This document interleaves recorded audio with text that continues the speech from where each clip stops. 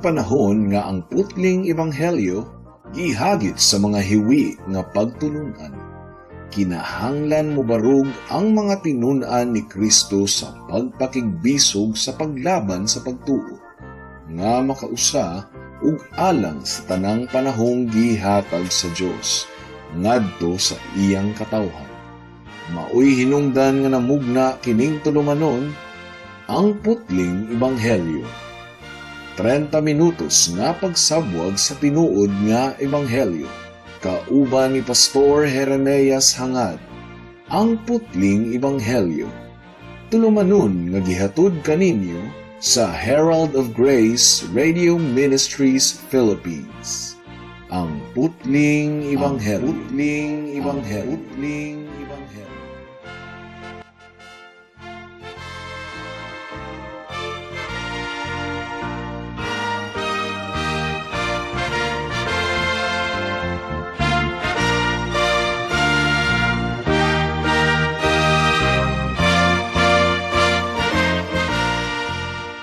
Mayong hapon Mabinay, mayong hapon Negros Oriental, Negros Occidental, Guimaras, Dumaguete City, ug kutob sa tanang gidala sa Ginoo sa pagpaminaw niining atong programa nga giuluhan og ang putling ebanghelyo.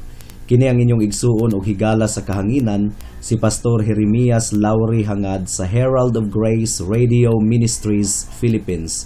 Dinuyugan sa iglesia nga nag-sponsor niining atong programa, ang Salitran Covenant Bible Church sa Barangay Salitran, Dakbayan sa Dasmariñas, probinsya sa Cavite. Ang atong teksto ning takna sa kahaponon makita sa Roma Kapitulo 4, versikulo 5. Roma Kapitulo 4, versikulo 5 ang giingon diri: Apan ang tawo nga wala magsalig sa iyang binuhatan, kundili nagsalig hinuon sa Dios, kinsa nag-isip sa makasasala nga walay sala, siya isipon nga matarong tungod sa iyang pagtuo.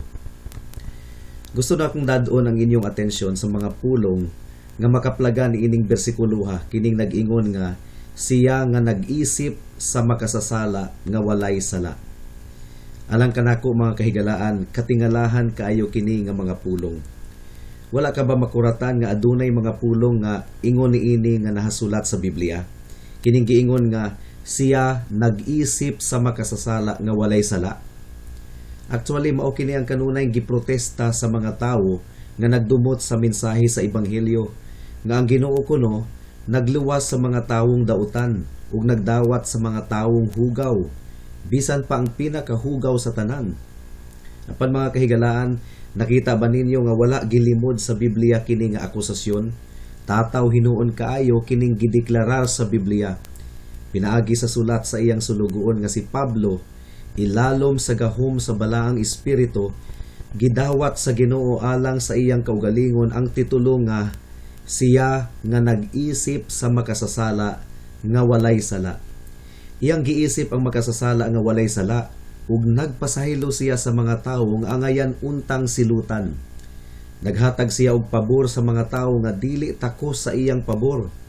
Di ba baliktad kini sa kasagarang gituuhan sa mga tawo ug posible nga apil kaniini higala nga ang kaluwasan alang sa mga maayong tawo, nga ang grasya sa Ginoo alang sa mga putli ug balaan nga mga tawo nga gawas nun sa sala. Gusto na kong himuon kining personal higala. Posible nga misantop na kini sa imong hunahuna nga kung buutan lang unta ka, kung maayong tawo lang unta ka, ang Dios magahatag kanimo og premyo. Apan tungod kay nabahati nimo nga dili ka takos, wala nay pamaagi pa nga madawat nimo ang iyang pabor. Kun mao higala, makuratan gayud kaayo ka nga makabasa og teksto nga ingon niini nga nagaingon siya nag-isip sa makasasala nga walay sala. Dili na ko matingala kung makuratan ka, tungod kay ako mismo nga 21 na katuig nga nagawali mahitungod sa grasya sa Ginoo, nahibulong pagayod gihapon hangtod karon. Mao gani nga tamis kaayo alang kanako ang alawiton nga Amazing Grace, how sweet the sound that saved a wretch like me. Nga kun atong hubaron sa Bisaya, grasya nga kahibulungan, pagkatamis gayod nga paminawon, nga nagluwas sa daotang tawo sama kanako. Di ba makakurat kaayo nga posible di ay nga ang Dios mag-isip sa makasasala ingon nga walay sala? Kita mga kahigalaan sumala sa natural nga legalidad sa atong kasing-kasing. Kanunay nagahisgot sa atong pagkabuutan, pagkamaayo ug pagkatakos, ug ato gayog gikuptan ang pagtuo nga adunay makaplagan kanato nga makapahimuot sa Ginoo ug aron iya kitang tagdon. Atong giingon sa atong kaugalingon nga buutan man po kong tawo, di man ko kriminal, wa man ko nang abuso sa uban. So ang Ginoo nay bahala kanako kung iya ba kong luwason or dili. Mga kahigalaan, karon ang Dios nga nagtan-aw sa atong kinasuluran bisan pa sa atong mga pag-ilad sa atong kaugalingon nga maayong tawo kita. Nakakita gayod sa kamatuoran nga walay bisag unsang maayo sa atong kinasuluran. Ang giingon sa Dios sa Roma kapitulo 3 bersikulo 10, walay maayo, wala bisag usa. Nasayod ang Dios nga ang tanan natong pagkamaayo hugaw dinug-an nga panapton lamang sa iyang atubangan. Mao kanay nahasulat sa Isaias kapitulo 64 bersikulo 6. Ug mao nga mianhi si Jesus sa kalibutan dili aron pangitaon ang maayong mga tawo tungod kay walay bisag usa nga maayo kundili aron luwason ang mga makasasala. Mianhi siya dili tungod kay mga matarong kita kundili aron himuon niya kitang matarong. Nag-isip siya sa makasasala nga walay sala. Kung ang abogado mo atubang sa korte ug kung dili siya bakakon, maningkamot gayud siya nga labanan ang inosenteng akusado aron makalingkawas siya sa tanang mga gikaso batok kaniya human nga mapamatud-an nga wala siya sala. Trabaho gayud sa abogado nga mapamatud-an ang walay sala nga walay sala. Ug kung dili siya bakakon, dili niya palusuton ang mga sad-an. Walay katungod ug walay gahom ang tawo nga ipakawalay sala ang sad-an. Kini milagro nga ang Dios lamang ang adunay gahom nga mubuhat. Ang Dios nga dili masukod ang iyang hustisya ug pagkalabaw sa tanan, nasayod nga walay tawong matarong diri sa kalibutan nga nagbuhat og maayo nga walay sala. Ug mao nga ang Dios nga labaw sa tanan sa katahom sa iyang dili masukod nga gugma ug hustisya, nagmugna og pamaagi aron nga mapakawalay sala ang mga makasasala. Nagmugna ang Ginoo og pamaagi aron mahimo nga ang dautan makabarog ingon nga matarong atubangan sa Dios. Gidisenyo niya ang sistema nga matratar ang sad-an nga murag wala siya makasala sukad, nga murag wala siya makasupak sa iyang balaod, pero dili maligsan ang iyang hingpit nga hustisya. Nag-isip siya sa makasasala nga walay sala. Giunsa man kaning pagkaunsa nga mahimong inosente ang dautan apan dili maligsan ang hustisya ug kadungganan sa Dios? Pagkalalom kaayo sa kaalam sa Ginoo. Mianhi si Hesukristo sa kalibutan aron sa pagluwas sa mga makasasala. Makatingala kaayo kini nga butang, kahibulungan kaayo kini alang kanato nga mga napanalanginan niini. Hangtod karon mga kahigalaan, mao kini ang pinakakahibulungang butang nga akong nadunggan, nga ang Dios mag-isip kanako nga makasasala ingon nga walay sala. Nabati ko sa akong kaugalingon nga kinsa ba ko? Dili ako takos, dautan ako, wala ako ikapanghinambog, kundili ang kahibulungang grasya ug gugma lamang sa Ginoo. Nasayod ako ug nakasiguro nga ako gipakawalay sala at tubangan sa Ginoo pinaagi sa pagtuo kang Hesukristo. Giisip ako sa Dios ingon nga hingpit nga matarong ug gihimo akong tagapanunod sa Ginoo ug tagapanunod kauban ni Kristo. Apan sa tinuod lang dili ako takos. Ang luna nga angayan lamang kanako mao ang luna sa mga makasasala. Ako nga dili gayud angayan og takos sa grasya sa Ginoo, gitratar nga murag takos ako. Gihigugma niya ako uban sa gugma nga angayan lamang sa mga balaan, bisan og kanhi dautan kaayo ako. Kinsa may dili mahibulong niini mga kahigalaan, dalaygon kaayo ang atong Ginoong Hesukristo. Karon bisan og katingalahan kaayo kini, gusto kong mamatikdan ninyo nga ang grasya sa ebanghelyo available kaayo alang kanimo ug alang kanako. Pwede nimo kining maangkon higala. Kung ang Dios mag-isip sa makasasala ingon nga walay sala, nan higala. Mahimo pod nga pagaisipon ikaw nga walay sala. Di ba mao kini ang matang sa imong pagkatawo? Kung wala ka pa makabig diha kang Kristo niining taknaa, magayod kini ang insaktong pagkahulagway kanimo. Nagkinabuhi ka nga walay Dios, ang imong pagkatawo sukwahi sa mga matarong. Sa laktod nga pagkaistorya, you have been and are ungodly in the sight of God. Basin og dili ka ganahan mo simba sa Dios sa adlawng Domingo, tungod kay wala kay gugma sa adlaw sa Ginoo, sa iyang panimalay ug sa iyang pulong, usa kini kapag pamatuod nga ikaw dili Dios nun. Ang mas subo pagayod, posible pod nga gisulayan nimo sa pagduda kung tinuod ba nga adunay Dios. Ug imo pagayod nga gikumbinsi ang uban mahitungod sa imong pagduda nga walay Dios. Nagkinabuhi ikaw niining matahom nga kalibutan nga puno sa mga ebidensya sa presensya sa atong Ginoo, apan imong gipiyong ang imong mga mata sa tataw kaayo nga mga pagpamatuod sa gahom sa atong Dios.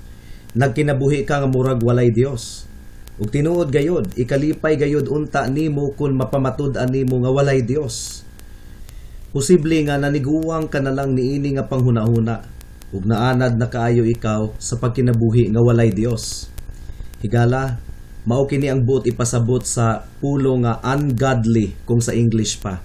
Ungodly, walay Dios. Mumataog sayo sa buntag, maghikay og pamahaw, maligo, mamahaw, magilis, mutungha sa trabaho, muuli sa hapon, maghikay og panihapon, manihapon, mutan-aw og TV kadali, dayon matulog, nahuman ang tibuok adlaw nga walay Dios. Wala gitawag ang Ginoo sa mga pagampo, wala mahuna-hunai ang Ginoo, nagkinabuhi nga walay Dios. If you are that kind of person, then the Bible tells you that you are ungodly.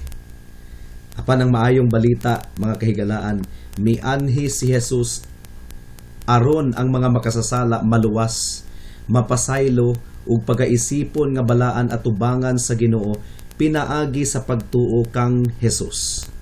Or posible usab nga lahi pod ang matang sa imong pagkatawo. Regular kang naga-attend sa outward forms of religion, apan naandan na lang nimo kini nga buluhaton. But in reality, you have been really ungodly. Bisan pa og nahimamat nimo ang mga katawhan sa Ginoo sa simbahan, sa pagkatinuod wala gayud nimo mahimamat ug mailhi ang Ginoo. Posible nga kantura ka sa simbahan, apil ka sa singing group, pero sa imong kasing-kasing dili gayud tinuod nga nagadahig ka sa Ginoo. Murag activity lamang kining tanan.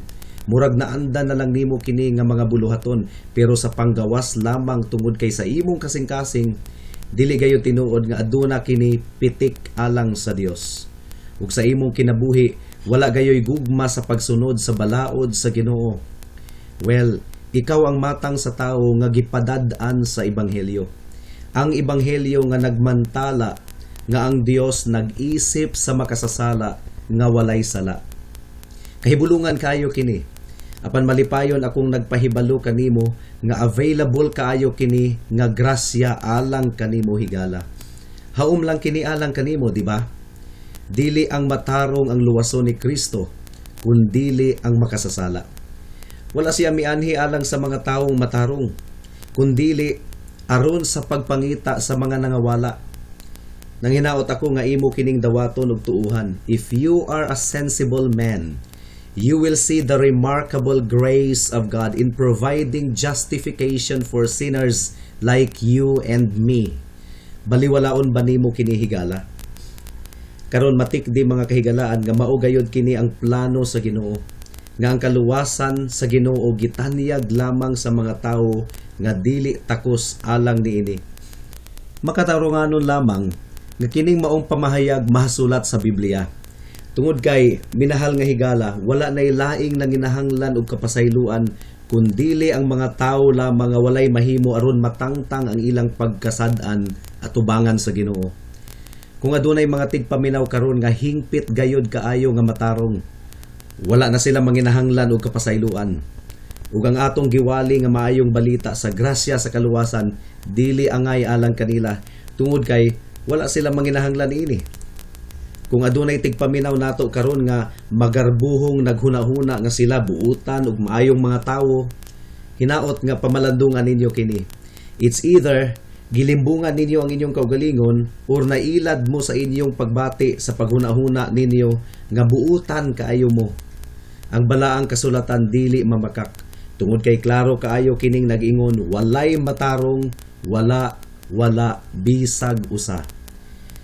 Bisan pag magkinaunsa, wala ko ebanghelyo nga iwali sa mga tawo nga self-righteous, umaayo sa pamati sa ilang kaugalingon. Ug dili nako buhaton ang wala gibuhat ni Jesus, tungod kay wala man siya nangita sa mga matarong, kundili sa mga makasasala lamang. Kung ako kamong giagda nga moduol kang Kristo, dili kamo moduol. Mao nga dili ko kamo tawgon pa. Ako hinuon kamong hagiton nga musalig sa inyong pagkamatarong alang sa inyong kaluwasan, aron inyong makita nga giilad lang ninyo ang inyong kaugalingon. Tungod kay ang inyong pagkamatarong hugaw lamang nga dinugan nga panapton at tubangan sa Ginoo. Sumala sa giingon sa Isayas kapitulo 64 bersikulo 6. O higala, undangin na sa pagsalig ang imong kaugalingon. Nagtuo ako nga ang bugtong mga tao nga nanginahanglan og justification o pag-isip nga walay sala, mao lamang ang mga tao nga nakasabot nga sila mga makasasala og dili mga matarong. Nanginahanglan sila nga adunay muluwas kanila aron mahimo silang matarong at tubangan sa trono sa paghukom sa Dios. Saligi kini higala, gibuhat lamang ni Jesus ang gikinahanglan gayod sa mga makasasala. Wala nagtripping-tripping si Jesus ni adtong nagpalansang siya didto sa cross. Ang tumong niya mao nga ang kaluwasan madawat sa mga makasasala nga susama nimo ug kanako. Iyang giula ang iyang dugo didto sa cross aron mabayran ang silot, ang tanang silot sa sala sa mga makasasala nga susama nimo ug sama kanako. And he really saved sinners who come to him in repentance and faith. Karon tan-awa mga kahigalaan, kung adunay doktor nga nakadiskubre og epektibong tambal sa kanser, asa man siya ipadala? Di ba sa mga dunay kanser? Alangan naman og ipadala siya sa mga walay kanser. Ang nanginahanglan sa iyang pagpanambal mao ang mga gitaptan og kanser. Di ba klaro pud kaayo nga ang nanginahanglan og tambal sa grasya sa Ginoo mao lamang ang mga masakiton sa ilang kalag, or sa mas insaktong pagkaistorya, ang nanginahanglan og pagkabanhaw sa kalag mao lamang ang mga patay sa ilang kalag gumikan sa ilang mga sala. Ang pagluwas ni Kristo dili alang sa mga himsog ug buhi nga kalag, kundili alang sa mga masakiton, or more correctly, patay sa ilang kalag gumikan sa sala. Higala kung nabati nimo nga ikaw patay sa imong kalag gumikan sa imong sala, nan kinahanglan nimong madunggan kining maayong balita nga si Jesus, ang bugtong mananambal ug manluluwas, mianhi dinhi sa kalibutan tungod ug alang kanimo. Kung nabugatan ka sa imong sala, ikaw gayod mismo ang tawo nga gitarget sa plano sa Dios sa kaluwasan. Niadtong iyang gi-arrange ang sistema sa grasya, ang mga susama kanimo ang sulod sa iyang hunahuna. Pananglitan og adunay usa ka tawong manggihinatagon nga mo decide nga i-quits ang tanang mga nakautang niya. Klaro kaayo nga ang makabenepisyo niini kadto lamang mga tawo nga nakautang kaniya. Adunay nakautang kaniya og 1,000, adunay 50,000 ug adunay 1 ka milyon. Ang matag usa kanila hatagan og clearance sa ilang utang ug mawagtang na ang tanan nilang tulubagon. Pero ang pinakamanggihinatagon nga tawo dili mahimong makapasaylo sa utang sa mga taong wala nakautang kaniya. Sa susamang paagi, ang kapasayloan mga kahigalaan dili alang sa mga tawo nga balaan ug walay sala sa ilang pamati. Ang kapasayloan alang lamang sa mga sad-an. Ang kapasayloan alang lamang sa mga makasasala. Katawanan kaayo kung maghisgot kita og kapasayloan sa mga tawo nga wala nang ginahanglan og kapasayloan, nga pasayloon ang mga wala nakasala. Naghuna-huna ka ba nga nawala ikaw tungod kay ikaw makasasala? Mao kini ang rason nganong pwede kang maluwas. Tungod kay giangko nimo nga ikaw makasasala, ako kang gi-encourage nga mutuo sa grasya nga gitagana alang sa mga susama kanimo. Tinuod gayod nga si Jesus nangita ug nagluwas sa mga nangawala. Kalipay nako mga kahigalaan nga himamaton ang mga taong nabugatan sa ilang sala tungod kay kalipay na akong imantala kanila nga ang pultahan sa kaluoy sa Ginoo abli pa. Ug nagsaad siya sa Juan kapitulo 6 bersikulo 37 nga ang tanang moduol kaniya dili gayud niya isalikway. Ang tawo nga itom kaayo sa pagkahugaw sa iyang sala mao ang matang sa tawo nga gianhian ni Jesus aron iyang limpyuhan ug papution. Adunay pastor nga nagwali sa ebanghelyo sa tugkaran sa usa ka balay ug sa tunga-tunga sa iyang wali adunay mi-interrupt sa pag-ingon, "Pastor, ayaw diri pagwali. Adto ka muwali sa prisuhan kay daghan kaayong mga dautan didto." Ang tubag sa pastor, balaan ka sa imong pamati kay gikumparar man nimo ang imong kaugalingon sa mga kriminal sa bilangguan. Pero sulayi og kumparar ang imong kaugalingon sa balaan nga Dios kung makapasar baka sa imong pamati. Ang problema man gud sa mga tao, mga kahigalaan, ilang ipaubos ang standard aron mo gawas nga matarong kaayo sila. Apan ang Dios nagaingon, walay matarong, wala bisag usa. Kung dili ka makasasala, unsa may labot nimo sa manluluwas? Ang tambal alang lamang sa masakiton, ang pagkabanhaw alang lamang sa patay, ang kapasayloan alang lamang sa sad-an, ang kagawasan alang lamang sa nagapos, ang pag-abli sa mga mata alang lamang sa mga buta. Unsaon man nga ang manluluwas ug ang iyang kamatayon didto sa cross ug ang ebanghelyo sa kapasayloan dangpan sa usa ka tawo nga matarong kaayo sa iyang pamati. Kinahanglan nga mabati niya nga takos siya sa paghukom sa Dios aron siya modangop kang Kristo. The sinner is the gospel's reason for existence. And you, my dear friend, to whom this message comes now, if you are under-deserving, ill-deserving, hell-deserving, you are the sort of man for whom the gospel is ordained and arranged and proclaimed. God justifies the ungodly. Gusto kong klaruhon kaayo kini. Hinaot nga nabuhat na nako kini. Pero bisan pa og tataw kaayo ang akong pagpasabot, ang Dios lamang gayod ang makaabli sa mga mata sa usa ka tawo aron makakita siya sa kamatuoran. Ug kon giablihan na sa Dios ang iyang mga mata sa kamatuoran, sigurado akong mahibulong gayud kaayo siya nga ang kaluwasan alang di ay sa mga susama kaniya nga dautan ug makasasala. Hinaot nga naagda nako karon ang mga tawo nga walay nakita nga matarong sa ilang kinasuluran. Mga tawo nga nahadlok, walay nakita nga basihan sa ilang kaugalingon nga pagadawaton sila sa Dios. Hinaot nga hugot silang mutuo nga ang atong Dios nga puno sa grasya makaluwas ug willing nga modawat kanila ug mopasaylo sa tanan nilang mga sala. Dili tungod kay matarong sila, kundi tungod kay maayo siya, maayo ang Dios, maayo si Kristo nga manluluwas.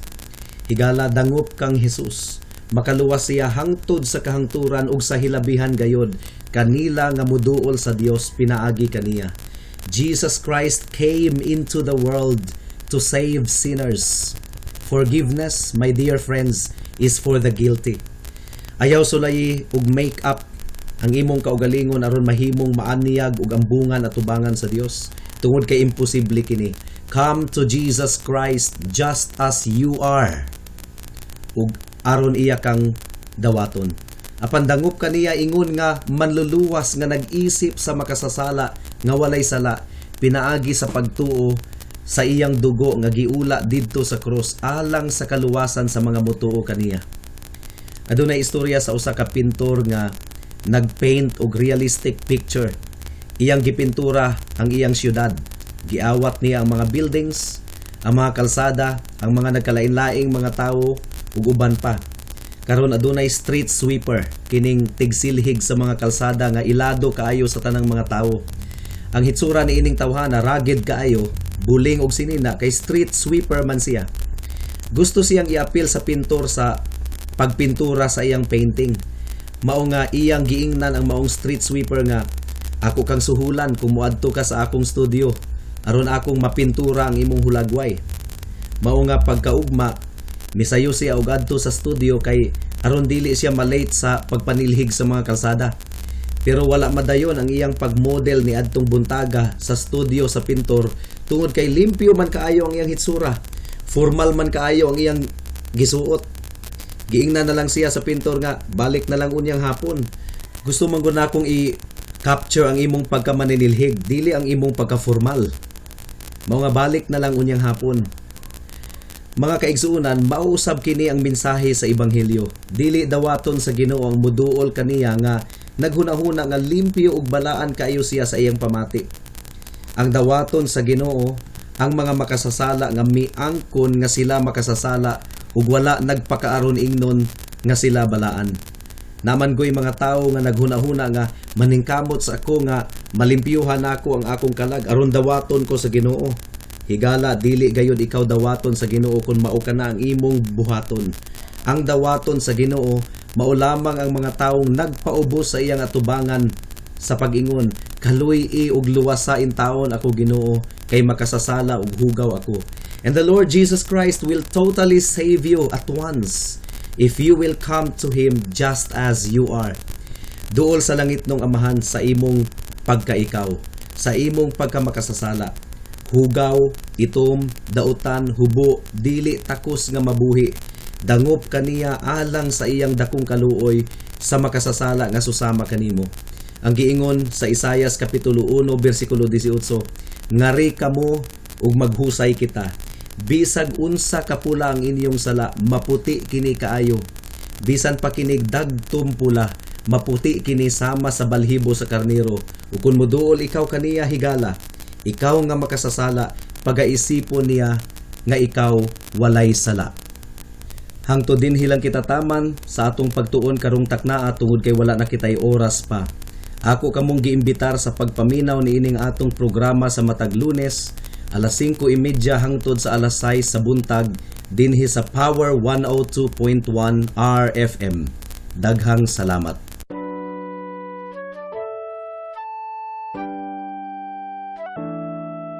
Noon ay bulag ako sa daan ng kaligtasan. Tulad ng marami, nakatuon ako sa sarili. Mabait naman at matulungin at walang kapwang inabuso. Kung kaya't ang tiwala ko, malamang ligtas ako.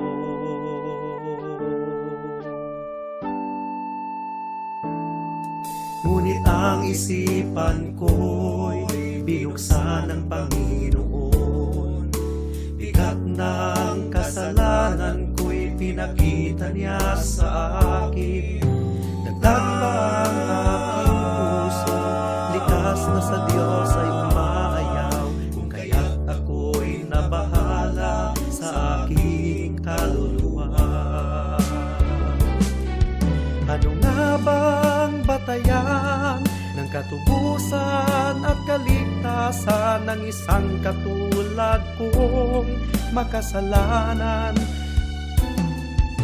Ngayon ay batid ko na ako'y walang magagawa upang ituwid ang aking kaluluwa sa harapan ng Diyos. Ako'y tumawag kay Jesus at nagtiwala ng lubos sa kanyang kapatawaran at awang puspos.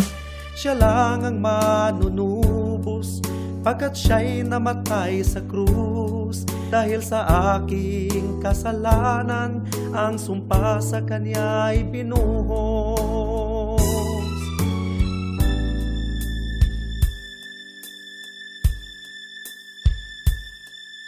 Ngayon ay tiyak ko na ang aking kaligtasan, aking nararanasan, tunay na kapayapaan. Ang puso ko'y binago niya, ang buhay ko'y inayos niya. Purihin si Jesus sa dakilang biyaya niya.